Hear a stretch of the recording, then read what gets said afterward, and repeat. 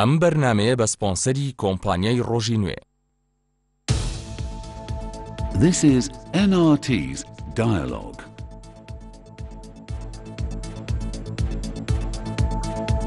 سڵاوتان لێبێ، من توانە عوسمان لە بەرنامەیەکی تری دیالۆگا پێتان گەیشتمەوە.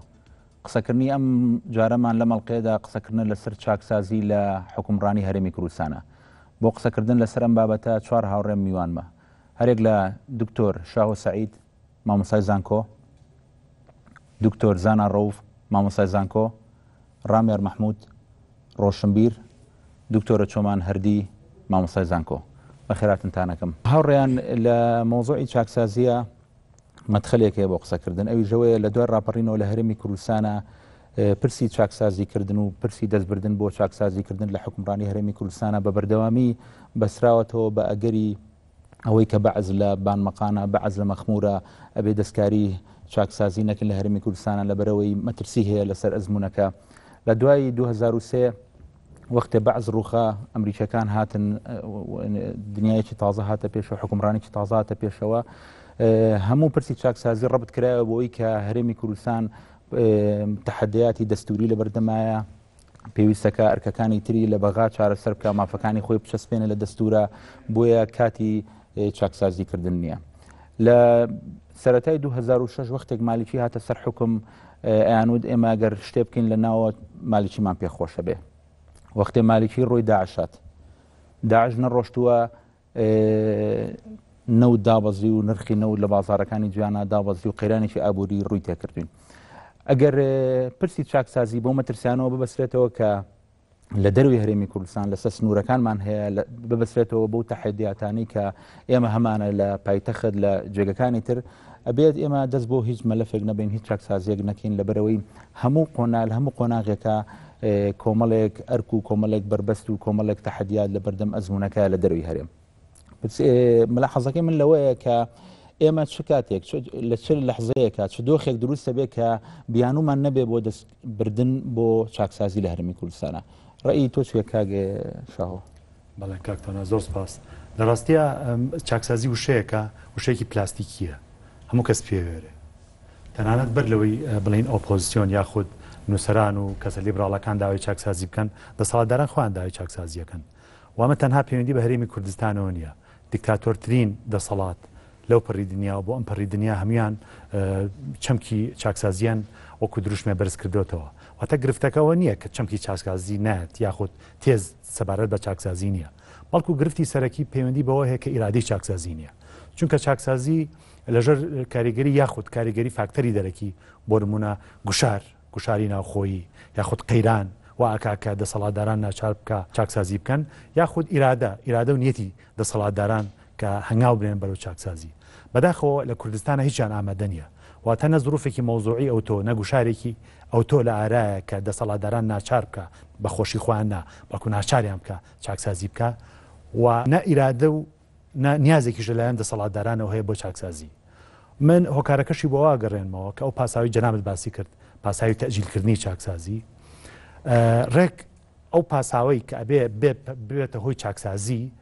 لە هەرێمی کوردستانە دژی چاکسازی بەکاردێت. بۆ لەسەر ئاستی جیهان یەکەمین وڵات کە چاکسازی زۆر گرنگی کرد بۆ چاکسازی سیاسی و کارگێڕی و کۆمەڵایەتی لە بریتانیا بوو لە کۆتایەکانی سەدەی هەژدەیە چاکسازی کرد کە بریتانیا تووشی قەیرانێکی سیاسی و سەربازی و ئابووری زۆر گەورە بوو. ئەو کاتە سەردەمی شەڕی سربەخۆی ئەمریکەکان بوو، بۆیە بریتانیا تووشی قەیرانێ بوو. ئەو قەیرانە بوو بە هاندەر کە کریستۆفەر وایڤڵ و کۆمەڵێک ریفۆرمیست و کۆمەڵێک سیاستمەداری ئەو سەردەمی بریتانیا ئەو قەیرانیان کرد بە پاساوێک بۆ چاکسازی. بەڵام لای خۆمان بە پێچەوانەوە قەیرانە کرێت بە پاساوێک بۆ خۆت زیینەوە لە چاکسازی. کەواتە ئێمە لە سەردەمی ڕاپەڕینەوە تاوەکو ئێستا کۆمەڵێک قەیران هەیە و کۆمەڵێک فتەراتی پشوو هەیە، کۆمەڵێک ماوەی پشوو هەیە. بۆ نمونە وەکو تۆ باسی کرد مەسەلەی بەعز، ڕاپەڕین، ئابڵوقا، شەڕی ناوخۆ، شەڕی ئیسلامیەکان، دوای ئەوە شەڕی عێراق و ئەمریکا، تاوەکو ئێستا کە ژەڕیان شەڕی داعشە، لە نێوان ئەم کۆمەڵە قەیرانە کۆمەڵێ پشوو هەیە. شەڕێکی ئابووریش بەڵێ ئابلوقی ئابووری بەشێکە لە قەیرانەکان. مەبەستم چییە؟ مەبەستمەوەیە دەسەڵاتدارانی هەرێمی کوردستان و بڕاست بڵێم نخبەی سیاسی لە هەرێمی کوردستانە ئەو نخبەی کە لە شۆڕشەوە هاتووە تاوەکو ئێستا لە سەردەمی پشووە دەسەکە بە مەعاشزیاکردن و دەسەکە بە کرینی وەلای خەڵک لە ڕێگەی ئەو تۆزە پارەی کە هەیەی کەەوە دژی چاکسازیە ئەو کاتەشی کە تووشی قەیرانە بێت خۆی لە چاکسازیە دزێتەوە بە بیانەوەی ئەوی کاڵێ ئەم وڵاتی ئێمە ئەم قەیرانانە بەرگەی چاکسازی ناکرێت لە کاتێکە لە هەردوو بارەکە هەم باری پشوو و هەم باری قەیران فرسەتێکی زۆر گرنگە بۆ هەنگاوی چاکسازی. من لەگەڵ کاک شاهۆیان کە فترەی قەیران ئەبێ بکرێ بە بیانوویەکی گرنگ بۆی کە بتوانی یعنی بیکەی بە سەرەتایەک بۆ دەستبردن بۆ شتانی کە هەیە ینی بۆ نمونە ئێستا مەلەفی هێزی پێشمەرگەکە بۆ نمونە هێزی پێشمەرگەیە یەکی نەگرتوەوە لە ساڵی نەوەیەکەوە تا ئێستا شەڕی داعش باشترین فرسەت بوو کە ئێمە بڵێن ئەبێت هێزێکی پێشمەرگەی یەکگرتو و سوپایەکی منەظەممان هەبێت لەسەر بنەما زانستیەکانی سەربازی بۆ ئەوەی بتوانین شەڕی دەرەوەی خۆمانی پێ بکەین یعنی بۆ نمونە ئەزمەی دابەزینی نرخی نەوت ئەزمەی نەناردنی بودجە و معاش لە بەغاوە باشترین فرسەتە کە دۆخی قەیرانی دروستکە لە هەرێمی کوردستانە کە ئێمە بەهۆیەوە بتوانین بۆ نمونە اقتصادی بەدیر دروستکەین کەرتی کشتتوکاڵی ببژێنینەوە وا بکەین کەرتی پیشسازی ببژێنینەوە وا بکەین ئەو بودجە گەورەی کە ئاچێ بۆ بودجەی تەشغیلی و معاش و ئەوەی کە کۆمەلگەکەمان کرۆ بە کۆمەلگەیەکی موچەخۆر ئێستا دەستی بۆ بەرین قەیران باشترین مناسبەیە بۆی ئینسان با بڵێن ئیرادەی سیاسی بتوانێت دەست بەرێ بۆ قراراتی قورس. تکمیلی قسەکەی تۆ بەواکەم کە لە ئەسڵە لە کوردستانە غەڵەت تێگەیشتن هەیە دەربارەی دەستەواژەی قەیران و چاکسازی. قەیران پاساو نییە بۆ دواخستنی چاکسازی قەیران دەرئەنجامی ئەنجام نەدانی چاکسازیە و بەڵگەش لەسەر قسەی کە ئاڵم لە کوردستانە تا ئێستاش ئامانج بریتی نەبوو لە چاکسازی ئەسڵەن خۆی چاکسازی پرۆسەیەکی سوڵتەویە و تا پرۆسەیە کە سوڵتە خۆی کات لە پێناوی جوانکردنی خۆیە چکە چاکسازی لە ڕووی تیۆریەوە بریتە لە جوانکردنی دەسەڵات لە ناو دەسەڵاتە و تا کاتێک کە تۆ بۆ منە ئامێرێک تێم ئامێرێت بیتر دوای ماوەیە کارکردن خەریکە لە کارەکەوێت پێست بۆیە جاری کە چاکی بکەیتەوە تا ناتوی بیگۆڕیت ئامێرەکە ئامریکی نوێ لە جیاتی دابنێ بەڵکوی چیەکەی گۆڕانکاریەکە خوڵقێنیت کە لە ناوەڕۆکەی خۆیان بە پێناوی جوانکردنیە ئەم دەستەواژەیە لە وڵاتی ئێمە بەڵگەیە لەسەر ئەوەی کە بیرۆکەی چاکسازی لە ئەسڵا بۆ جوانکردنی دەسەڵاتە بەڵام دەسەڵات بێباک بۆ لە بەرامبەر ئەم دەستەواژەیەشە بەڵگەش لەسەر قسەکە لە ماوەکانی ڕابردووە هەرێمی کوردستان تووشی دابوونەریتی حکومڕانی بووە یعنی لە 1992 کە نظامێک دروست بووە بۆ هەرێمی کوردستان دەقی گرتووە بەم شێوازەوە دەیان دەق و ڕێسا و یاسامان هەبێ هیچی کاری پێ ناکرێت بەڵکو تەنها لەسەر چی مامەڵەمان کردووە لە پێناوی دووبارەکردنەوەی ئەو نەریتانی کە لە ڕابردووە هەبووە ئەم مشکلەیە کە بەرە و گەورە بوونە ڕات ئەومان بۆ سلمێنێ ئێستا لە ناو هەرێمی کوردستانە ئومێدی چاکسازی نیە من بخۆم بەش بە حاڵی خۆم قەناعەت تاوام بۆ هەیە کە کوردستان پێویستی بە چاکسازی نییە لەبەر لە قۆناغی چاکسازی تێپەڕانەوە واتە ئەم دەسەڵاتە پێویست بۆ ناکە زیاتر جوانتری بکەی واتە جارێکتر پێویست بۆ ناکە خانێکی کۆنت هەیە لە ناوە تەعمیری بکەیتەوە بەڵکو پێویست بۆیە تۆ بنیادێکی تازە بنیتەوە یعنی نمونەیەکی زۆر بەسیط کامە لە دایانجار ڕەنگە لە ناوەندە جیاوازەکانە باس کراوە کاتۆ کار باز لە چاکسازیەکەی نابێت تەوەجۆه کە تەنها بیرکردن بێت لە حکومەت و پەرلەمان ڕەنگە بۆ نوێمە لە وێنەی کە لە پشتی خۆمانەوە هەیە ئەبین تەنها بۆ دامەزراوی پەرلەمان و دامەزراوی حکومەتە پەیوەندی هەیە بە بنیادی اقتصادی و بنیادی اجتیماعیەوە پەیوەندی هەیە بە بناغەیەکی تر کە پەیوەندی بۆ تعددیەتی حزبی لە وڵاتەکەیە چۆن کاریگەری دروستەکەی لە نێوان مجتمع و هەمووم دامەزراوانەیە چۆن مؤسسە دروستەکەی چۆن حزب دروستەکەی چۆن سوپات زانە کە تۆڵی پێویستی بە چاکسازینی ئەزمموی هەرێمی کوردستان مەبەستە چییە بە دیاریکراوی لەبەرەوەی کە ئەگەر دەسەڵاتێک مەبەستی بووایە چاکسازی تەنانەت هێزەکانی ئۆپۆزیسیۆنش لە قۆناغەکانە پرۆژیان تەقدیمی حکوومەتە کرد بۆ ئەوەی کە خۆی جوان کات واتە پرۆژەی خۆ جوانکردن بۆ ناوی نانی یعنی درێژەدان بە تەمەنی خۆی چونکە دەسەڵات تەنها چاکسازی مەبەست لی جوانکردن نییە بڵێ بەس ئەو لەگەڵ ئەو جوانکردنە درێژەدان بەخۆیەتی چکاگە تۆ چاکسازی بە ئەنجام نەگەیان کاتە تۆ لەگەڵ هەموو قەیرانێکە واتە هەنگای خۆ لە کۆتاییهێنان نزیکەکەیتەوە بەڵام ئێمە ئەم قەیرانانی کە دروست بوون لە هەرێمی کوردستانە ینی پێم سەیرە زۆر جار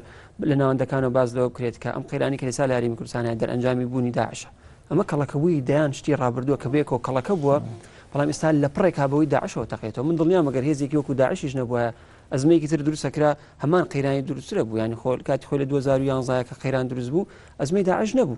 قەیرانێکی تر بوو بەڵام لە شوەیەکی جیازە خۆی بەرجەستە کرد مشکلەکە لەوایە کە تۆ ینی تەشەنوجت هەیە بەرامبەر کەلیمەیە کە خۆی ناوی چاکسازیە لە کاتێکا خۆی چاکسازیەکە بریتە لە جوانکردنی دەسەڵاتەکە جا تۆ بی باز دەوە بکەی کە تۆ بۆ منە باز لە کودەتا بکەی باز لە شۆڕشکەی باز لە گۆڕانکاری ڕیشەی بکەی لە زەرو پێگاتەکانە ینی گە بۆن من لێکە پرسی بڵێ پەرلەمانی کوردستان بۆ ژمارە ئەندامەکانی 111 ئەندام پەرلەمانە کەس لە کوردستان نازانێت بۆ 111 ئەندام پەرلەمان لە کاتێکا تو بوون بەشێک لە چارەسەرکردنی قەیرانەکان توانی و ژمارە 111 بە 60 کەس چارەسەریکەی زۆر مقاتعاتی زۆر گەورە هەیە لە وڵاتە فیدراڵەکانی جیهانە ژمارەکانیان زۆر لەوەی هەرێمی کوردستانیش کەمترە بۆ نمونە پێتەڵێ ڕێژەیەک ئەڵێت بۆ 100,000 دانیشتوان و بۆ نمونە یەک نوێنەری هەیە تۆ لە کوردستانە حساب بکەی لاوچە 50 نوێنەرەتەوێت کە تۆ بەردەوام ئەما توانی بۆ چارەسەری قەیرانێکی پێ بکەیت توانی حکوومەت ئیجبارێکی بڵێ هەموو کاتێک لە کابینە وەزارەکەت نابە لە 11 کەس لە 13 کەس زیاتر بێت ینی کۆمەڵی میکانیزمێتی تردابنی ئەتوانی تۆ خۆت ینی پلت هاویشتۆ بۆ زۆربەی بەشەکانی ژیان لە کوردستانە بۆ حسابی کە تۆ توانیتە بەرنامە بۆ هەموو بەشەکانی ژیان دابنێ لە کاتێکا خۆت زۆر دەستەوسان وەستاوی لەوەی کە بتوانی بەسیترین جومگەی دەسەڵاتەکەی خۆ چارەسەر بکەیت نەگەر ئەوەش بەڵکو زۆر جار ئۆپۆزیسیۆنیش لە ماوەکانی ڕابردووە کاتی خۆی کە ئۆپۆزیسیۆن هەبوو لە کوردستانە کەوتبووە غەڵەتی ئەوە ینی پرۆژەی شەش پاکێت چی بوو پرۆژەیەک بۆ درا بە حکومەتەوەی بڕۆ خۆ جوام بکە بۆی من معارزە بمێنمەوە دوای ڕەخنەت لێ بگرم بۆی من قسەم پێ نەمێنێ ڕەخنەت لێ بگرم کاتە دەسەڵات ئامادە نەبوو ئەوش پێشکەشکایە لە کوردستانە نمونەیەکی زۆر نەشیاوترمان بینیوژەوە بوو کە سوڵتە پرۆژەی پێشکەشی ئۆپۆزیسیۆنە کرد ئەی بڕۆن چاکسازی بکەن کاتە لە ئەسڵای مەفهومێکمانەیە بەناوی تێنەگەیشتنە لە بەرامبەر ئەم چەمکانە یعنی یەکێکی تر لە نمونونەکان کە لە کوردستانە بەدیەکرێت بۆ نمونە زۆرێک لە هێزگەلەکانی هەرێمی کوردستان باز لەواکە کەمە لە کوردستانە پێویستمان بە سیستەمێک هەیە هەندێک کەڵێ زۆربەی لەسەر ئەوەیە کە باشترە کاڵی نظامێکی پەرلەمانی بەڵام هەمومان بێئاگاین لەوەی کە سیستەمی پەرلەمانی پەیوەستبوونێکی ڕاستەوخۆی هەیە بە سیستەمی اقتصادی و لە وڵاتەکە کاتی خۆی لای بەریتانیەکان هەتاوەکو نظامی قطاعی نەگوازرا بۆ سیستەمی ڕەسمالی نەیانتوانین نظامی پەرلەمانی لە وڵاتێکی خۆیانە گەورە بکەن بەسدا ئێمە تەنها ینی یەک دەستەواژە وەرەگری سەرۆکەکەمان لە پەرلەمانەوە هەڵبژێردرێت نازانم پەرلەمانەکەمان سیستەمەکەمان پەرلەمانی بێ پەیوەندی نێوان حکوومەت و پەرلەمان بە چه ئاراستەیەکا بێ هەستەکەم جورئەت نییە دەست بخێنە سەر برینەکان بەڵکو هین بەش بە ژوەریان نەگرین کە بەش بە ژوەریان نەگرین وەکو چۆن لە نووسینە شتێکی پێڵەن مەرگی نووسەر کە تۆ کتێبێ وەرە جێڕی تر فڕی بەسەرەوە نامێنێت کە نووسری بنەڕەتەکە خۆی نووسێتی بامان من هاوڕام لەگەڵ کاکزانە کە ڕاستیەکەی ئێمە تێڕوانینمان بۆ چاکسازی تێڕوانینێکی زۆر بەرتەسکە و حتا تێڕوانینمان بۆ دیموکراسی بۆ هەموو چەمکەکانی کە باسیەکەین حتا بۆ سیاست زۆر زۆر بەرتەسکە مەسەلەی پەرلەمان و دەنگدان و ئازادی و ئەم شتانە چاکسازی کۆمەڵی لایانی جیاوازی هەیە ئەوانی کە ئێمە بینین مەسەن بۆ نمونە زۆر کەم باسیەوە کرێت کە گرنگی دروستکردنی هاوڵاتیە کە وشیارە هاوڵاتیە کە بەرپرسیاتی سیاسی وەرەگری هاوڵاتیە کە خۆی بە هاوڵاتیە زانێ ئەوانەی جیاوازن قوبوڵیانەکە و لەو کۆمەلگایە کە ئەژی بە هەمە ڕەنگیەکانیەوە بە وشیاریەوە بەرپرسیارەتی وەرەگری هەمووی ناخاتەوە سەر ئاستی حکوومەت تۆ باسی چاکسازیەکەی لە حکوومەتە مەسەلەن حکومڕانی شێوازی حکومڕانیەوەی کە زۆر تەکیدی لێکرێتەوە لای ئێمە مەسەلەی جیاکردنەوەی دەسەڵاتەکانە دەسەڵاتی دادوەری و دەسەڵاتی جێبەجێکار کە حکوومەتە و دەسەڵاتی یاسادانان کە پەرلەمانە ڕاستە ئەمانە هەمویان زۆر گرنگن و ئەمەش بە شێوەیە لە شێوەکان بەشێکی لە ڕێگەی دەستورەوە چارەسەرەکرێت کە دەستوری ئەمەوە چەند ساڵە هەڵپەسێراوە کە کاری لەسەر نەکراوە بەڵام چێن ئەو ئەکتەرانەی ئەو بکەرانەی کە ئەم گۆڕانکاریانە دروست دەکەن ئەوە هاوڵاتیانن ئەوە هێزی وشیاری خەڵکیە و بەڕاستی لە کۆمەلگای ئێمە ئەوەی کەونە چەمکی هاوڵاتی دیموکراسیە یەکێ لە کێشانیشی کە ئەمەی دروست کردو بە بڕوای من مەسلەی پەروەردەیە چاکسازی زۆر گرنگە کە چاکسازی لە نظامی پەروەردە بکرێ لێرە بۆچی چونکە ئێمە لە ڕێگەی پەروەردەی تا ئێستا لە کوردستانە پەرەی هەیە مەسەن تاکیدێکی زۆر هەیە لەسەر ئیمتیحانی بەکەلۆری و دەرچوون و لە بەرکردنی کۆمەڵی شت سیستەمی خوێندنی ئێمە بە زانکۆکانیشەوە تاچی ئێمەی فێری بیرکردنەوە و ڕەخنەگرتن و تحلیلکردن و شۆڤەکردن نەکردووە کە ئەمە سیستەمێکە هەموو زانکۆکانی دنیا ئەبێ بیکەن تۆ کۆمەڵێک هاوڵاتیت کردو لەلایەکەوە کە کۆمەڵی زانیاریە زانێ لەبەری کردو بەڵام نازانێت کۆمەڵێک دکتۆر و مهندسی زۆرت هەیە لە داهاتوشا بزنسمانی زۆر دەبێ و ئایتی دەبێ بەڵام وشیاری کۆمەڵایەتی نییە بەرپرسیاری سیاسی وەرناگرێ هەموو شتەکانە خاتە ئەستۆی حکوومەت و ئەستۆی و کەسانەی تر کە چالاکن لەو بوارە کەس بەرپرسیارەتی مەدەنی و سیاسی خۆی وەرناگرێ تۆ ئەمە چارەسەرنەکەی چاکسازی تا چۆ ینی ئەگەر تۆ سەیری یاساکان بکەی لە هەموو دنیاە زۆر کەمە یاسا لە پێش کۆمەلگاوە بێ عادەتەن یاسا ڕنگدانەوەی بەهاکانی ئەو کۆمەلگایە کەواتە ناتوانانی ئەم دوانە لە یەک جا بکەیتەوە بەڵام یەک شتی ترم ویست لەسەر قسەکەی کاکشاوە بیکەم ڕاستیەکەی ئێمە هەستەکەم ئێمە لە دۆخی پێش وەکو دەوڵەتە عەرەبیەکانی کە بەهاری عەرەبی ڕایماڵین لەو دۆخاژین تا ڕادەیەک ینی بە ئاستێکە کە نەعەدالەتی و نایەکسانی و گەندەڵی و خراپ بەکارهێنانی دەسەڵات گەیشتۆتە ئاستێک ناڕزایی هەیە لە کوردستانە ناتوانین بڵین نییە نەگەیشتۆتەوە ئاستەی کە ببێتە قەیران ئەوە ڕاستە بەڵام ئێمە لە سووتانی مۆنیمنتەکەی هەڵەبجا بینیمان لە خۆپیشانەکانی حەڤەی شوڵاتە بینیمان لە مانگرتنەکانە دەیبینین لێرە و لەوێ و هەروەها لە ژمارە و گەنجانە شای بینین کە ڕوو دەکەنە دەستە ڕادیکالەکانی وەکو داعش و دواز دێنن لەوەی کە باوەڕیان هەبێ بۆی بەم دنیاە لەم سیستەمەی کە کوردستان هەمانە بتوانن خۆشببختی و بەشیان هەبێت یایدا کەواتە ئێمە ئیشارات زۆرە کە ئەگەر حکوومەتی کوردستان ئەگەر چاکسازی نەکرێت قەیران و لێکترازانی گەورە دروستە بێ لە ڕاستیە بەڵام ئیشکردن بۆ چاکسازی لە پەنا ئیشکردن بۆ گۆڕینی سیستەمی پەروەردە و دروستکردنی چەمکی هاوڵاتی بە بڕوای من سەرکەوتو نابێ کاگرامێر بە بڕای من ئێمە دوو چەمکمان لەبەردەما هەردووشی پەیوەندی بەیەکەوە چەمکی یەکەمیان چاکسازیە ئەویتری پێچاوانەکەیەتی کە بریتەیە لە گۆڕانی ڕادیکاڵانە یعنی ئێمە بێ ئەمە دوو زۆر لە عقلێت و دوو زۆر لە جیهانبینی لە پشت هەردووچیانەوە لەوە چێ بیری ئینگلیزی وابێ عقلی سیاسی ئینگلیزی کەمتر خۆی لەو چەمکی شۆڕش یا گۆڕانکاری ڕادیکاڵانە بە دوورەگرێ بەشێک بێ لە سروشتی بڵێن عقلی ئینگلیزی بەڵام بە بڕوای من لە کۆمەلگای هەرێمی کوردستانە ئەو کێشانی کێمە باسەیەکەین گەندەڵی و خراپ بەکارهێنانی دەسەڵات و پەیکەری حکومڕانی و ناڕوونی لە سیاسەتی هەموو ئەم شتانە شتێک نین بە ڕێکەوت ڕویان نابێ و ئەمە بە بڕوای من پەیوەندی هەیە لە ساڵی 91ەوە سیاسەتێکی نیولیبرالی زۆر خراپ لەم ناوچەیە پیادا ئەکرێ و ئەم سیاسەتە کۆمەلگای کوردی فڕیاوە بۆ دەستی بازار و ئەمە شتێکە یعنی کاتی خۆی کە ئەمریکا بوو بە هێزێکی جیهانی باڵا پێویست وا بوو ئەم بزوتنەوە سیاسیانی کە دروست بوون لە دەرەنجامی ئەو ڕووداوانە بۆ نوێکێتی نیشتیمانی یەکسەری کۆمەڵی مارکسی لیرینی ئلغا کردەوە بۆی یەکێتی فکیسکابی گونجە لەگەڵ سیاسەتی ئەمریکیە بۆیە ئەم جۆرە لە بەڕێوەبردننی ئابووری لە هەرێمی کوردستان بەڕێوەبردننی کۆمەلگا ڕەهندێکی سیاسی هەیە کرۆکێکی سیاسی هەیە کە پەیوەندی بە پارتی وەکێتیەوەیە پارتی وەکێتی یعنی بریتین لە هێزێکی چونیەک لە ڕووی سیاسی و کۆمەڵایەتیەوە و کۆمەلگای کوردیش بریتە لە سازانێکی کۆمەڵایەت سیاسی لە کۆمەلگای ئێمە مفارەقە نییە ئیتیجاهاتی جیاواز نییە قەیران کاتێک گرنگە هوشیاری هەبێ بە قەیران لە کۆمەلگای ئێمە شتە نییە بۆیە ئەو نیولیبراڵەتی کە لەم منتیقەیە تا لە ڕووسیای پۆتین لە سەرەتاوانێک پۆتینی ئێستاش لە بەشێکی ئەم وڵاتانە ئەمە لیبرالیسمی کێوی پێڵین لە بەرەوەی یاسا سەروەری نییە شەفافێت نییە مەسلەی هاونیشتیمانی بوون نیە ئەمە زۆرێکە لە لیبرالیزمێکی دڕندە و واشی و کێوەشی و دەستەچی کە ئەم وڵاتە دەرەنجامی ئەو ناوەخنە سیاسەیە کە ئەم دوو هێزە هەڵگرین لە کۆمەلگای کوردیا من ینی هەر ینی قەت حەز ناکەم دیفە لە تێزی چاکسازی بکەم نەبۆ سیاست نەبۆ کۆمەلگا من پێم وایە مێژووی مرۆڤایەتی پسڕانەکان گۆڕیوێتی نەک ئەوەی دەیمومە و بەرداوامێتی و چاکردنی تۆزە تەسەوەر مایەر ئەگەر بگو پرسیارێکیش بێ ڕەنگە تۆ باشتر لەو فکرەکە باشتر بزانی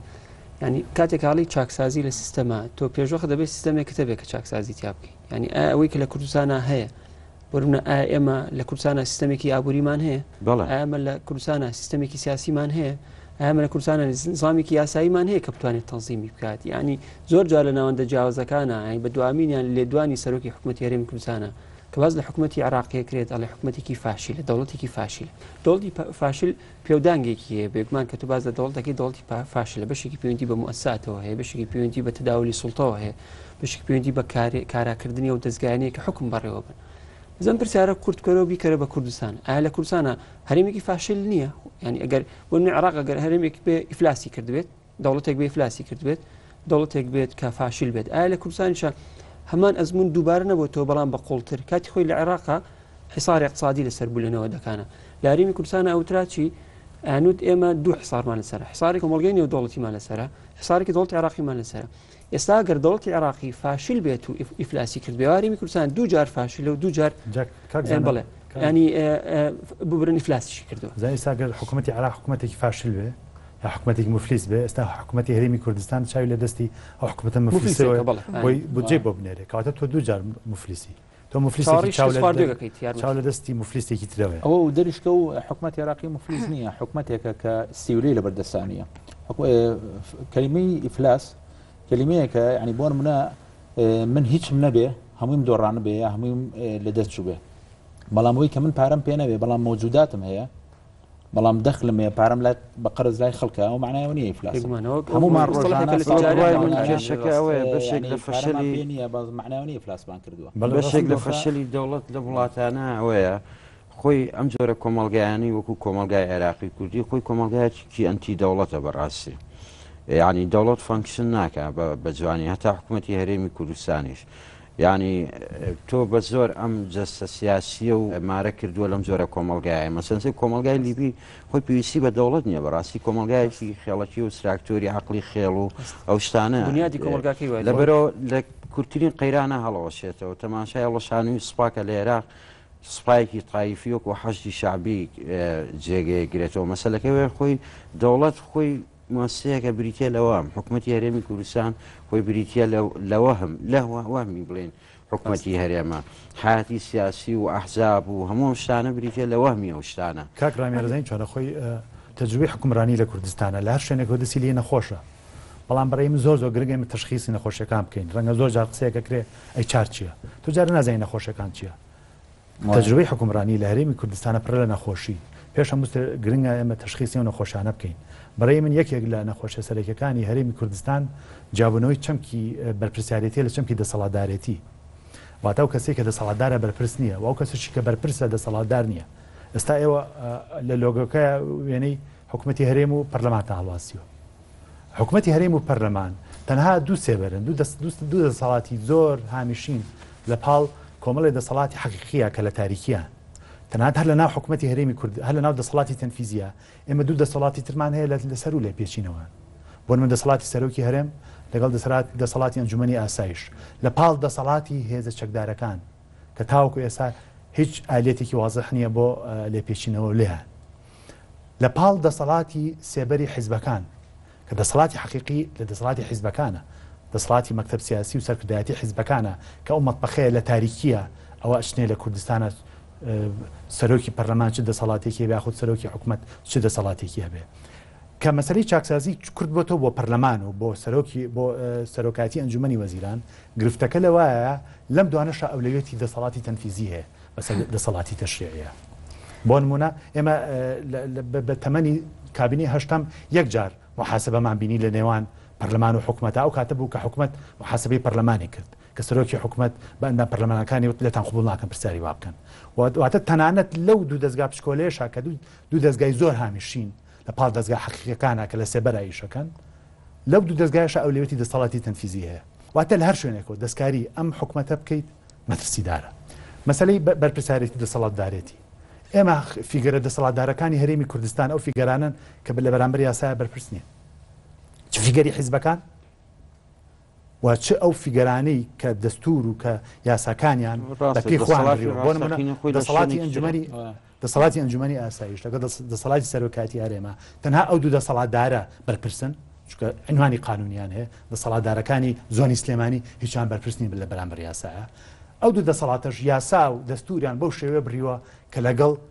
بەرپرساریەتەکان لەگەڵ دەسەڵاتەکانیان نابگونجێ مثلا لەسەر ئافم کەیت مەسم لەک کەلیمە من لەگەڵەوە ڕاشانیم بڵێ وڵای ئێساگەر لێمان پرسێت بڵێ ئەی چارەسەر چی هەموو کات چارەسەر هەیە بەڵام چارەسەرەکان تۆ بۆ منە بەقەدەر مەراحیل بە پێی زروفەکە بۆ من ئێساگەر کوردستان بە فعلی گەر حکوومەتی هەرێمی کوردستان بۆ منە جورئەتی هەیە بڵێ ئێمە بەرەو هەرێمێکی فاشی لە ڕۆین بەرەو هەرێمێکە چین کە بەرەو ئیفلاسە ڕۆین دایان پرۆژەت هەیە بۆ منە تۆ توانین لەم لەحزای ئیسفادی لێ بکەی ئیعلانی بکەی بڵێ ئەم فترەی هەرێمی کوردستان حکومێکی ئینتیقالی تایە بەڕێوەچێت کە تایە بۆ نمونە پێویست بە مؤسسەی پەرلەمان چی ئەگەر ناتوانانی کاریگەری دروست کرد پێویست بە حکوومەتێکی تەصریف ئەعمال هەیە کە بتوانانی ئیشەکانە بۆ ڕایی کات ئەو بەرنامەیەکی خۆت دادناوە لە دەست بە سەراگرتنی و مڵکانی کە حیزب داگیری کردووە لە پارە لە بودجەکانە فترەیەکی ئینتیقالی ئەعلانەکەم مسودەیەک دانم یەکەمە مسودەی دەستورێک بێت بناغێک بۆ ئایندەش چارەسەری سەرەکەم تۆ مجاری وەری ناگەی مۆلاد ببوورە ئەچینە لای ناوبڕێک و ئەگەڕێنەوە وڵاتە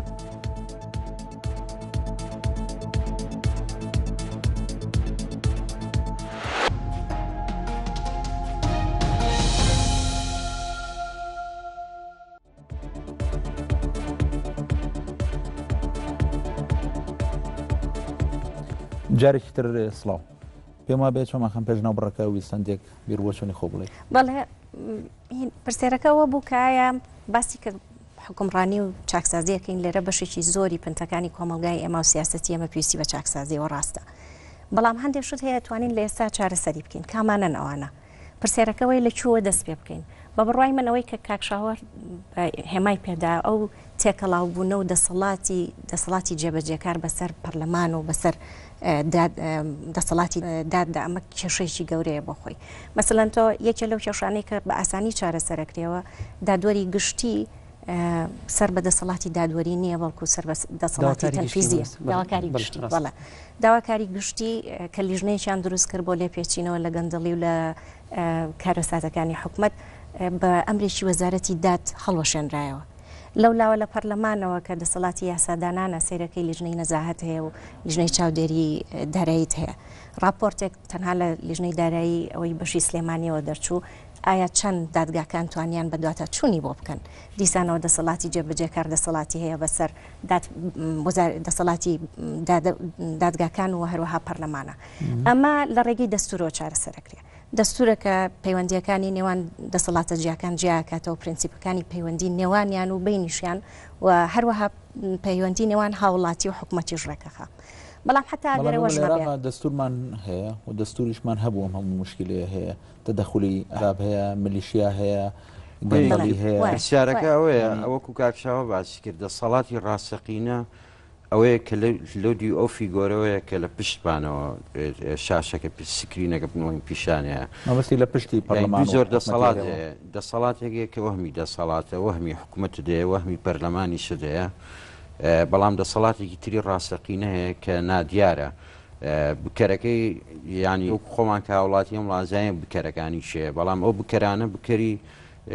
ڕسمی نین لەم وڵاتە نوێنەرایەتی دەسەڵاتێکی یاسایی ناکەن بەڵام ئەوان دەسەڵات ئەتوانن مەشق بکەن بەڵێ هەنێ جارێکن مەسەن ئەوەی کە دادوەری یاواکاری گشتی سەر بە وەزارەتی دادەوە بە قانونی کراوە بە قانونی ئەتوانی بیگۆڕی شتێکی تر کە کێشەیە مەسەلەن وەزارەتەکانە بینی وەزارەتی ناوخۆ وەزارەتی پێشمەرگە و دەستگای زانیاریەوەمانە هەنێ فەرمان و هین دەرەکەن کە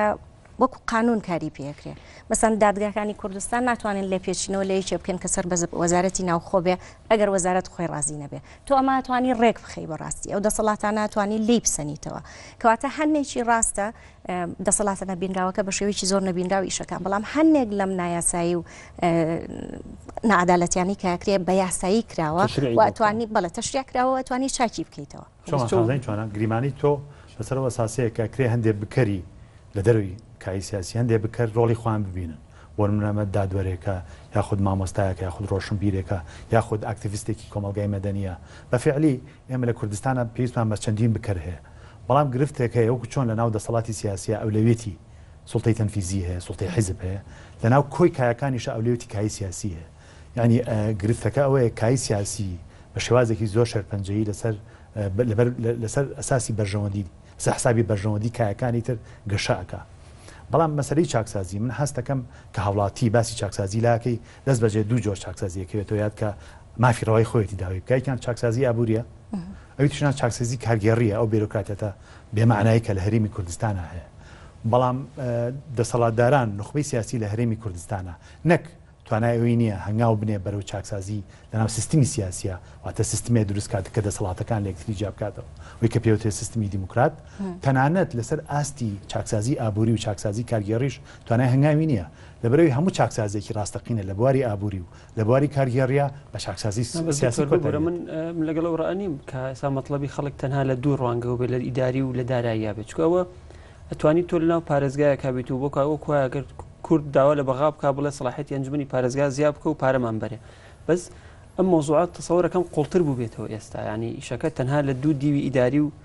داراییە نەبێت چکە ئەمە پەیوەندی تۆ بەم خەتۆی هەر دەسەڵات جوانەکەی ڕەنگە لەوەی چۆمانخان کە باسیەکە ئەمە لە وڵاتێکە کە مەسلەکیە ئیشەکانی خۆی وەکو خۆیە کات من گومانم هەیە لەوەی کە دەستور لەم لە حەزای لە دایک بێت هیچ شتێک ناکات زیاتر لەوەی کە هەیە کەواتە تۆ لە پشتی ئەمەوە چارەسەکەی کەواتە ئەگەری من بەدیلەکانیشماندانە بەدیلەکانیش نابێت لە چوارچەوەی ئەوە بێت کە دەسەڵات کەم تەرخەم بۆ من باسی کەم تەرخەمی ئیدارە ناکەم بۆی کە نەیتوانیەوە بۆ نمونە خەدەماتە سەرەکیان پێشکەشکا بۆ نمونە لە پێشکەشکردنی موچە بژێوی ژیان دابینکردنی بژێوی ژیان کارەبا ئەو شتانی کە پێویستن ئەوانی کە لە پشتی ئەمەشەوە وەستاوە تا دەسەڵاتێکت بۆ دروست بێ کە ئەمانەوەکو واجب سێرکار نەگوکو من حەیەک ببەخشێتەوە بە خەڵک ینی ئەم قەیرانانەوە دروستە بێت لە قۆناغێکە ئەوەندە قوڵە بێتەوە کە حکوومەت هەرێمی کوردستان بتوانێت سێ موچە بەسەرێکەوە بعد ئیتر هەرێمی کوردستان ببێتە هەرێمێکی زۆر زۆر ئاوەدان لە ڕووی سیاسی و ئابووری و کۆمەڵایەتیەوە هەرێمێکی زۆر ئارام بێ ئەمە تەنها چییە بێت ئەمە تەنها هاندان دروستکردنی نەوەیەکە لە کۆمەڵگایە کە ئەوێ بۆ ئاراستەیە بیرکاتەوە کە قەیرانی ئێمە تەنها نەبوونی موچەیە لە کاتێکە من دڵنیام ئەم دەستورە من بۆ خۆم بەش بە حاڵی خۆم زۆر پشتگیریەوەکەم کە دەستور هەبێ بەڵام لەم دۆخەیە 100 ساڵی تریش دەستورمان نەبێت باشترە لەوەی کە دەستورێ دابنی کە تەنها اعترافەکە بەوەی کە هەیە ناتوانانی ئیزافەیە بکات یعنی ناتوانێت سەرۆکی هەرێمن بۆ تهدیدکە ئەنجومەنی ئاسایش هەر دەسەڵاتە فعلیەکە لای خۆی بێ لە بەروی کە لای بۆ منە بنەماڵەیەکە یان لەوەی خانەوادە و خێزانێکە بامان شوێ بۆ بەشەکانی تری دەسەڵات ناتوانێت پەرلەمان دەوری خۆی بجێڕێت ینی کە تۆ داواکەی لە بەغداڵی با پەرلەمانی کوردستان مەرجعی باڵای گەلی کوردستانە کە حکوومەتەکەی خۆت ڕێزی لە پەرلەمانەکەت نەگرت ناتوانانی داوا لە دەوڵەتێکی بێگانە بکەی بڵێ ڕێز لە وڵاتێک بەڵام کاگە شاهۆبا تۆ زشتی عملی بڵێن یعنی ئێستا کاک مەسعود کە سەرۆکی هەرێمی کوردستانەوە فەرماندەی هێزە چەگارەکانی هەرێمی کوردستانە بەرژەوەندی لەوایە کە هێزی پێشمەرگەیەک بووە بەرژەوەندی لەوایە کە هەمووی بە قسەی بکردایە بەرژەوەندی لەوایە کە بیتوانایە ئەمرێ با هەمووی لە یەک کاتە لە شنگالەوە هەتا جەلوولە جۆڕایاڵی بن و ئەو پلانە سەربازەی کە هەیە جێبەجێ بکرێ و خۆی نێچروان بارزانانی کە سەرۆکی حکوومەتی هەرێمی کوردستانە بەرژەوەندی لەوایە کە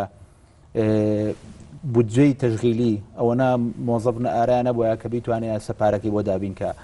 بەڵام بەڕێی من دەستنەبردننی ئەم سەرکردانە بۆ ئەم بوارانە لە چاکسازی پەیوەندی بە ترسەوە لە چاکسازی چۆن کەڵەکەبوونی ئەم مشکلانە لە دوای ڕاپەڕینەوە و دۆخێکی دروست کردووە کە مەسەلەن ئەترسن لەوەی ئەگەر دەستکاری ستراکچەری هێزی پێشمەرگە بکەن دوو ڕۆژێکە بە قسان نەکە ینی بە شێوەیەک هەڵوەشێتەوە کە چاکسازی نییە ئەترسن لەوەی کە دەستکاری مەسەلەن موچە بکەن مەسەلەن خەڵک دەنگیان ناتێ یاخود خەڵک بڕاتەوە ماڵەوە وەلا نەمێنێ مشکلەکە لە چییە چاکسازی تەشبیهەکرێ بە چۆن جلێگە شوی ئەگەر تۆ کراسێکە هەبێ ئەتوانی هەموو هەفتەیە بیشویت کە ئارەقەکەیتەوە پێوەی 3 ساڵ لە بەریکی بەس ئەگەر 3 مانگ لەسەرێک بە ئارەقەوە نەیشوی خستە غەسالەوە هەڵەوەشە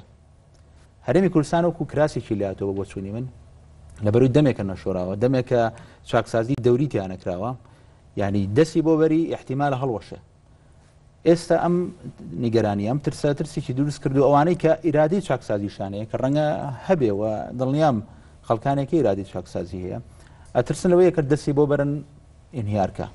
کاک توانە بەربۆی جاران ئومێدەکە بوو کە ئۆپۆزیسیۆن کە بەشداری بکات لە حکوومەتە بتوانێت و پرۆژەی خۆی جێبەجێ بکەوە کاتی خۆی پامی حکوومەتیش بۆ هێزەکانی ئۆپۆزیسیۆن ئەوە بۆی وەگەریەوە بەرنامە و کارنامەیەکتانەوە لەلایەن حکوومەتەوە جێبەجێکن بەس من تا ئەم لەحزەیە کە بڵێنم لە 2015 و لە ئەم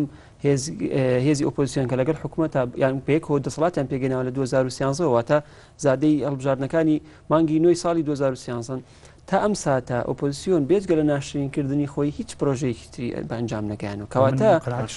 ئەمان پێچوانیان کردەوە پرۆسەکەواتە لە جیاتی ئەوەی کە ئۆپۆزیسیۆن بێت حکوومەت جوان کات ئێستا وای لاتوە مەسەلەکەی ئۆپۆزیسیۆن بەڕێی من یە خاڵی گرنگ بوو ئەوی زەوە بوو کە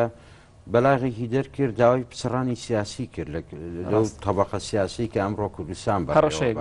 کۆمەلگای ئێمە پێویستی بەوەیە فێری سەرکێشی بکرێت لەم پارادایمیەشێتی و پارتیە بێتە دەرەوە پارادایمێکی تری سیاسی بدۆزێتەوە وێناکردنێکی تر بدۆزێتەوە لەسەر کۆمەلگا لەسەر مرۆڤ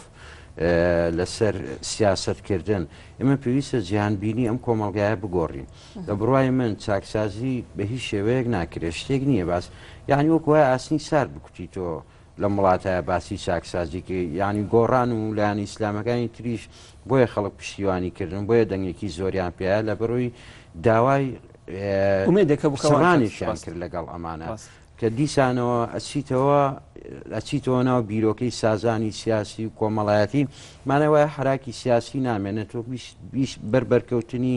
فەلسفەی سیاسی جیاواز ناکەوی لە کۆمەلگایە بۆیە بەڕایم کۆمەلگایان ئێمە پێویستی بەوەیە وێناکردنێکی تری سیاسی بێ زەرع بکرێت لە ناو کۆمەلگایە و حراکێکی تری سیماعی دروست بکرێت یعنی ئەژین هیچ بەدیلێکی تر نییە یعنی چاکسازی چۆنەکە یعنی شێبی کا و بکارەکە شێ لە سەرەوە کرێ بۆ خوارەوە لە خوارەوە کرێ بۆ سەرەوە بەڵام لەم کۆمەلگای ئێسانە لە خوارەوە تایە بێت نە لە سەری شەوەتیایە بێت چاکسازیکی کاتێک تۆڵی باوەڕ بە چاکسازی نییە پرسیارەکە و دێتە پێشەوە کە ئەیکەواتە ئالتەرناتیڤ چییە وانە من خۆم یەکێکم لەوانەی کە باوەڕم بە شۆڕژ نییە یعنی ئەو شۆڕشانەی کە بینیمان لە چواردەوری خۆمان چیان قازان چی هاتە سەر حکم لە پاشیان جگە لە تونند و تیژێکی زۆر و هاتنە سەر حکمی هەنێ ئیسلامی ڕادیکاڵ و شۆڕش گۆڕی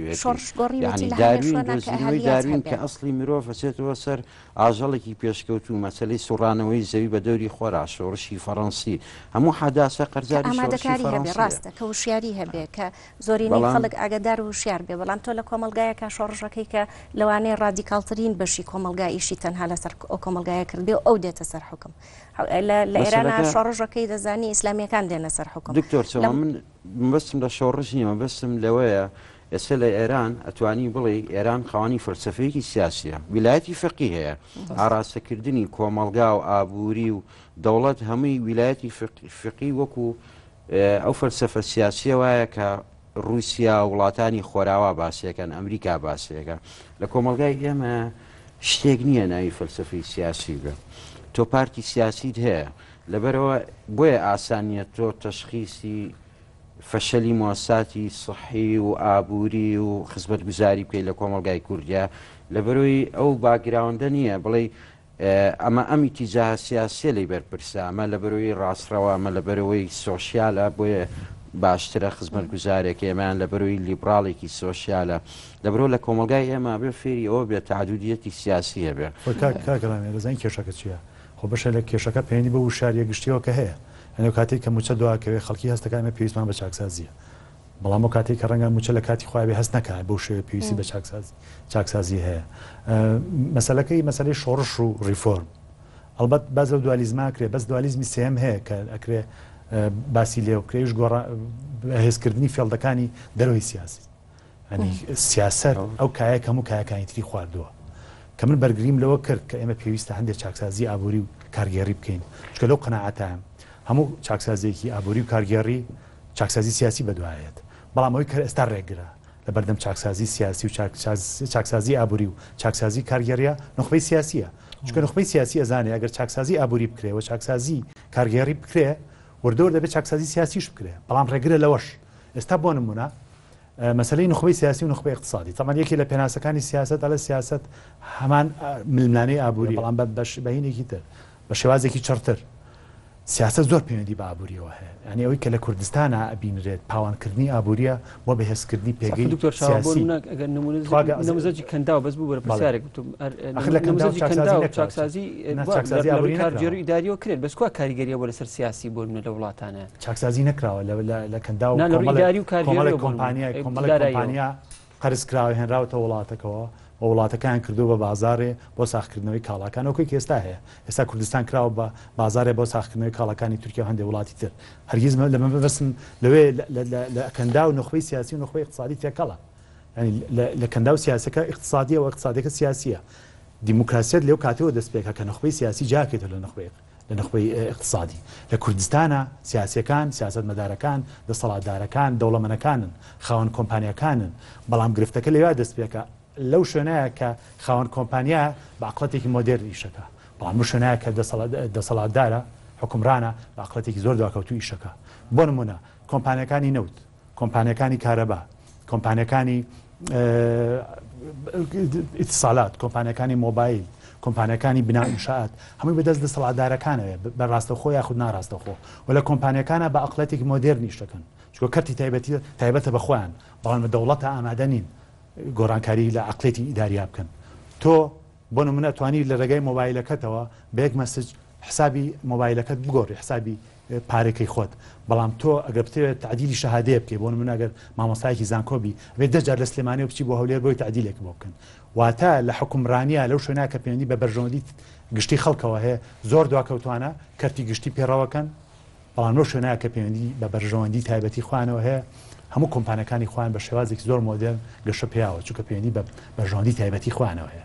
بەڕای من بواری ئابووری و تەنها مەسلەی ئیداری و ئابووری چارەسەر نییە ڕاستێکی من دووبارەیەکەمەوە من باوەڕم وایە بەشێکی زۆری کێشەکە نەبوونی هیچ جۆرە گۆڕانکاریەکە لە سیستەمی پەروەردەی ئێمە جام مەبەستم هەرزان کۆکان نییە لە مناڵی بچووکەوە هەتا گەورە ئێمە تاکی سربەخۆ پەروەردە ناکەین تاکێک پەروەردە ناکەین کە بیر بکاتەوە کە ڕەخنە بگرێت کە لە شتەکان تێبگا کە چەمکی هاوڵاتی بوون تێگەیشت بێ کە جیاوازی قبول بێ جیاوازی جەندەری بێ ئاینی بێ ئەتنی بێ ئێمە تاکمان هەیە کە کەلتوری درڕندەیی لێرە زۆر بەربڵاوە کەلتوری نەبوونی تۆلەرانس نەبووی قبولکردنی جیاوازی و ئەم بۆڕانکاری لەم تێڕوانین و کەلتور و عەقڵیەتی خەڵکە یەکێک لە ڕێگەکانی کێکی لە ڕاستیە لە ڕێگەی پەروەردە و ڕۆشنبیریەوەیە بەبێ ئەوە تۆ سیستەمێکی اقتصادی پێشکەوتوشت هەبێەوە دکتۆر سۆمانی ڕاستەکات تۆ توانی پرۆژەی گۆڕینە هەبێ گۆڕان بەبێ ئەوەی بیر لە چەمکی دەوڵەت و دەسەڵاتیش بکەیتەوە یعنی ئەکرێت استراتیژەکە وا بگۆڕدرێت کە تۆ ئیش لەسەر گۆڕان بکەیت بەبێ ئەوەی فکرەی دەوڵەت هەیە کە کۆمەلگا هەمیشە تا ئێستا من بخۆم اعترافەکەم بۆی کە ڕەنگە بە هەڵە تێگەیشتنێکمان هەبوو بێ من بخۆم بەشێک مولانی کە هەمیشە حکوومەت یاخود دەسەڵات خەڵکی خسۆتە بینیوان دوو ئەگەرەوە ئەوش ئەوەیە یا ڕەشەڵە بژێر یا سپی یعنی وەکوی کە دنیا دابشکەی لەسەر ئەوەیە تۆ یا ئەبێم سیستەمە بێت تکای لێ بکەیت و سکاڵای لا بکەیت و بڵێت خوا چاکسازیم بۆ بکە یا بێ سیستەمێک بێ کەیتر بۆ منە هێزێکی ڕادیکال بێتە ناوە یاخود کوشتن و بڕین و لە ناوچون بێتە ئاراوە تا هەمیشە نابێ ئێمە مخێربین لە بینی ئەم دوو دەستەواژەیە ئەوە ئیشی هەمومانەکە ئەتوانین ڕێگایەکی سێمە دۆزین یاخود شێوازێکی ترە دۆزینەوە بۆ ژیان بەڵام گرنگتریشت ئەوەیە کە ئەمە پاساوێک نەبێت بۆ دواخستنی چاکسازی و گۆڕانکاری لە وڵاتەکەیە من گومانم نییە لەسەر ئەوەی داعش بێگومان کۆتاییەت یعنی هیچ گومانێک نیە لەسەوەی کە داعش کۆتاییەت ماوەی تریشە کێشێت بەڵام ئەگەر داعش کوردستان هیوادارم کوردستان پێویستی بە داعش نەبێت لەوەی کە بوێت بەوەی داعشەوە جارێکتر چاکسازی گۆڕانکاری لە کوردستانە دوابخە ینی وەکو دوکانێکیش بێ هەڵێتەوە بۆی کە هەندێک پاساو بێنێتەوە بڵێ ئێمە دوژمنێکی دەرەکیمان هەیە ئەوە تا شۆڤێنێتێکی عەربیمان هەیە ڕادیکێزێکی ڕادیکالمان هەیە کە باوەڕی بە وحشیگەرانە مامەڵاکات کەواتەیە من جارێکترەوە بێدەنگ بینەوە چکە لە نەغمەی طبقەی حاکمە ئێستا لە کوردستانەوەی کە بەدیەکرێت ینی بێباکیەک دیارە لەسەر ئەوەی کە تۆ یەک دوژمنی دەرەکیمان هەیە جارێ هەموو تەرکیزمانەوەی جای دوژمنەکە لە ناوبێت کە دوژمنەکە لە ناوبێت دوای چیەکەی دوای چاکسازی ناکە چی دوژمنێکی تری و هەمی دروستەکەی جا لە ناو سنوورەکەی خۆتابێ یاخۆ لە دەروی سنوورەکەی خۆتابێ ئەنجا دوای ڕەنگە بگەڕێ بەناو کوردستانە بڵێ داعشی بندیوارمان هەیە ئەوانی کە لە کوردستانن جا بە دوای ئەوانە ئەگەر ئەم دوژمنانە لە ناوە تابووری پێنجە من جارێکە بیانومان بۆ دروستەکەنەوە کاتە جارێکتر پاساوێکی ئامادە هەیە بەردەوام بەدەستی دەسەڵاتەوە کە ناوێت گۆڕانکاری بکە بەڵام مشکلەکە ئەوەیە کە ئێمە هەمیشە مێشکمان بۆ واچەیە کە ئەگەر باشە شۆڕشمان کرد ئەو هێزێکی توندڕەوی ڕادیکالێتە جێگەیەوە کەیتر هەمومانە کوژە هەمومان نابۆ کوی کێسا لە سووریایە بۆ خەڵکێک دروست بوو ئەڵێ بە شارەسەد باشترە ینی لەو ئەلوانی کە شۆڕژگەڕەکان لە وڵاتی سووریە ئەترسێت کوردستانیش بکەوێتەوە هەمان ئەگەر بڵێ وەڵام مادام یەکێتی و پارتی بەم ئوسلوبە سەقەتە مامەڵیان کرد بەڵام دوای ئەوان بەدیلەکانی ئەمان چێ نەبوونی بەدیل نابێت بێتە پاساوێک بۆی کێمە ڕێگری بکەین لەوەی کە بەدیل یعنی ئەتوانی تۆ فعلەن کێڵگەکانی دەستکاری کردن فراوان کرد ڕاست هیچ لەسەر کێڵگەی تر بکێ بەڵام بەڕێی من کێشی وڵاتی ئێمەوەیە حکوومەتی یاریان حکوومەت نییە فینۆمینۆیەکی سیاسیە هەموو دەقێتوانێتەوە بە بارمتە بگرێ هیچ شتێنەکە هیچ زۆرە ڕیفۆرمێنەکە لەبەرۆی لەنەوە یەکەوەم حکوومەتەوەکو حکوومەت ڕۆڵ نابینێ زیاتر هەڵگیری مەسزێکی سیاسیە هەڵگیری مۆسات و فەنکشنی دام و دەستگاکانی دەوڵەت و حکومڕانی نییە لەبەرەوە هەموو دەقەیە ئەتوانێت بڵێ دژمنێکی دەرەکی ئێوە داعشێ بەڵێ ڕاستە داعشە بەڵام لەبەرۆی بەڵام ئەو داعشێ ینی ئەوە چاکسازی و کاکشاهوتی ینی سەر داعش لێرەیە ئێستا بیدایەتیەوە بوو کابووە ئەوەی پێوتر منزومەی دیفاعی هەرێمی کوردستان لە ڕووی هێزی پێشمەرگەوە دەستکاری مام کردە باشترین فرسەت بوو ئێستا بۆ نمونە سەرۆکی هەرێم ینی زمینەیەکی زۆر لەبار هەبوو ئەتوانرا تەیدێکی جەماوریشی بۆ دروست بکرێت کە بڕیارێ با لەسەر لە نەهێشتنی حیزبایەتی لە هێزی پێشمەرگەیە هەڵوەشانەوەی ئەوەی پێوتر مەڵبەندی پێشمەرگە لە ناو هێزی پێشمەرگە یاخود مەکتەب ڕێخستنی پارتی لە ناو هێزی پێشمەرگەیە کۆمەڕێک بڕیار لەسەر مەسلەی پێدانی موچە لەسەر بە هێزی پێشمەرگە تەوحیدی ئەو لیوانەی کە لە دەروی هێزی پێشمەرگە باشترین فرسەت بوو و تەیدێکی جەماوریشی بۆ دۆزرایەوە هەمووشمان پشتیوانیمانە کرد بەڵام تا ئێستا بیانیێک نییە ئەومان پشتیوانی و شتە ناکەین ڕاستەقینەکە ئەوەیە ئێمە دانی پیابنین عقلی سیاسی کوردی عقلێکە ستراکچەرەکەی ناوچەیە یعنی ئەمە شتێکە ڕاستیە لە کۆمەڵگای ئێمە وەهمی حکوومەتێکی هەرێمی یەکگرتومان هەیە کە تعبیر لە سنوورێکی جغرافی یەکگرتو بکە یەکەیشی یەکگرتو ئەمە وەهمەکەیەتی بە لە ڕاستەقینەکە ستراکچەری دەسەڵات خۆی ناوچەیە لەبەرەوە ئەو شتانی تریش کە یەک ناگرێتەوە بەس خۆم ئەزمونەی هەرمی کوردستان تاکازمونی نییە لە مێژووی بەشریەتە خۆ چەندین ئەزمموی تریوا هەیە کە بەرەو خۆڕێخستن ڕۆشتووە تەتەوەری کردووە گەشتێکی ئاراسێکی تریانەوە بێ دابەشبووی کردووە بۆ ئەکرێ ئاراستە خۆم گرفتەکەوەی هاتنی داعش نەک بۆ بە دەرفەتێ بۆی بە خۆمان نابچینەوە ڕێک پێشەوانەکەی ڕاستە بۆ بە دەرفەتێ بۆی کە ئەو نخبە تەقلیدیە کلاسیکی کە خەریب بوو لە شانۆی سیاسە دوورەکەوتنەوە لە هەرێمی کوردستانە لەساتون سەر تەختی شانەوە لەسەر فیگەری سیاسی وا هەبووە ینی یە تۆ یادم لە 91ەوە لە ڕاپەڕینەوە ینی ئەستێری کوژاوەتەوە لە 2015 دەرەکەوێتەوە وەکو فیگەرێ دەرەکەوێتەوە وەکو فیگەرێکی زۆر جەماوی دەرەکەوێتەوە واتە هەندێک جار هەندێک مۆدیلی دەسەڵاتی سیاسی لەسەر ئەزمەژی ینی تا ئەزمە زۆر بێت تا قەیران زۆرتر بێ زیاتر دەرەکەوێت بەداخەوە ینی من ئەڵێم تۆ لە سەردەمی بڵین لە سەردەمی ئەو ئارامیە ئەو نسبی کە ڕووداوەکانی حەڤەی شوباتی بەدوایە هات تۆ لەو سەردەمایە دەرفەتیەوە نەبوو کە چاکسازی بکەی ئێستا کە سەر لە سەردەمی دەرکەوتنەوەی نخبە کلاسیکەکەی ناو دەسەڵاتدارانی سیاسی هەرێمی کوردستانە چۆن ڕێگەیان شتیوا بکەن ئەمە لەلایەکی تریش شتێکە لە گرفتە سەرەکیەکان کە پەیوەندی بە وشاری سیاسیەوە هەیە ئەو وشاریەیە کە زۆر حەزی لە دەسەڵاتە زۆر تینوی دەسەڵاتە کاتی خۆی کە نەوەتویەکە کە ئۆپۆزیۆن دەرکەوت یەکێ لە دروشمە سەرەکیەکانی ئۆپۆزیۆن گۆڕینی سیستم بوو نەگۆڕینی دەموچاوەکان واتە گرنگەوە نیە کێ حکومەکان 2009 گرنگەوەیە کێ چۆن حکومەکرێ نەکێ حکومەکرێ واتە لە چۆنەوە گواستنەوە لە چۆنەوە بۆ کێ تاوان گواستنەوە لە چۆنەوە بۆ کێ زۆر گرنگە وشارێکی فەلسەفی زۆر گرنگێت کەواتە تۆ مامەڵە لەگەڵ دەموچاوەکانە ناکەی مامەڵە لەگەڵ سیستمایەکەی کە وڵاتە بابڕێگاوە ئەمە گرفتەکە ئەوەیە ینی چۆمەخان باسی لە پەروەردە کرد کەرتی پەروەردە گرنگە خۆی هەمووی بەسراوە بە یەکتریەوە ینی هەموو جونگەکانی دەسەڵات بەسراوە بە یەکتریەوە و هەموو جونگەکانی ئیسلاحیش بەسراوەتەوە بە یەکتریەوە دڵنیا بە مامۆستایەک لەناو پۆلەکەی خۆیان نێنەرایەتی دەسەڵاتی سیاسیەکە مەلایەک لەناو مزگەوتان نێنەرایەتی دەسەڵاتی سیاسیەکە باوکێک لەناو ماڵەکەی خۆیان دەسەڵاتی سەرۆکی حیزبێک تەنها دەگە حیزبی معارەزەش بێ لەناو حیزبەکەی خۆیان نێنەرایەتی دەسەڵاتی سیاسیەکە واتە ئەم دەسەڵاتی سیاسیە بۆ بە هەرەمێک لە هەر شوێنێکەوە خشتێکی ئەو هەرەمە دەربێنی کۆی هەرەمەکە داڕمێ بۆیە من لەو بڕوایم ئێستا هەموو جونگەکانی دەسەڵات کە لەو بڕان بەشێکی دەسەڵاتی سیاسیە بەشێکی دەسەڵاتی دینیە بەشێکی دەسەڵاتی کۆمەڵایەتیە ئەمانە هەمیان بە جۆرەکان چۆنێتە حیلفێکەوە بۆیە لە هەر شوێنێکەوە لەم دەسەڵاتەوەی گرنگە لە هەر شوێنێکەوە لە هەر پنتێکەوە لە دەسەڵات بی گرنگە لە ناو قوتابخانە بێ لە ناو کارگێڕیا بێ ئەنی پەیوەندی نێوان مدیری دائیرە و مۆزەف ئەگە گۆڕانی بەسەرا بێ گرنگە بەڵام دڵنیا بە گۆڕانی بەسەرا نایەت ئێستا بۆ منە گۆڕان هاتوتە ناو حکومەتی هەرێمی کوردستان و خۆجێتیەوە تاوەکو ئێستا توانای ئەوە نییە کە گۆڕانکاری لە هیکلی زانکۆی سلێمانی بکرێت زانکۆی سلێمانی کە ئەلبەت ئەڵین گۆڕانکاری تابکرێت بەبستەوە نیە کۆمەڵێ ئەمیدی یەکێتی لابەری کۆمەڵێ ئەمیدی گۆڕان بخێتە جێگای بەڵکو عەقڵیەتی ئەکادمی لە ناو هەرێمی کوردستانە ئەتوانین گۆڕانکاری بەسەرا بێت بە پێی دوا ئاماری یونسکۆ زانکۆی سلێمانی لە دوای زانکۆی مووسڵەوەیەکە ئێستا لەژێر دەستی داعشایە ڕانکەکەی کەواتە لە هەر شوێنێکەوە دەستکاری پێ گرنگە بەڵام تەوەری ئێوە مەسەلەی چاکسازی بوو چاکسازی سیاسی لە پەیوەندیە بە دەسەڵاتی من باوەڕم بەوە هەیە کە هەندێک جار حکوومەت خۆی ڕۆڵی هەیە بۆ خڵقاندنی قەیرانی زیاتر بۆ نمونە کاتێک کە بۆ توێژێکی کۆمەلگا مامۆستا داوای موچاکات ینی خطابی حکوومەت بۆ ئاراستەیە کە تۆ دژی پێشمەرگی ینی پێشمەرگە لە سەنگەرەکانە کات تۆ مشکلە بۆ من دروستەکەی وای لێ کات کە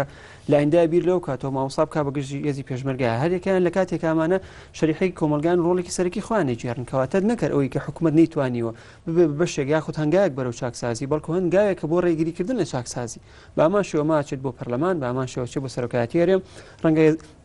کۆمەڵێک دەستگای تریشمانە بێ بە هێزە سیاسەکانی شەوە لە کوردستانە کە بەقەت ئەوەنی کە ئاینێت بە ناوی چاکسازی کلمی چاکسازی بەکارێن بەڵام لە ناخیان ناخوایان ئەمانە بەشێکن لە ڕێگر و لەمپەڕەکان لە بەردەمی پرۆسی چاکسازی لەکاتە دەرچوونە چارەسەرەکە دای لە بڕنەکەم کاتەکەمان تاوا بوو ببورن تاڵقەیەکی تر هەر شاد و سەلامەت بن.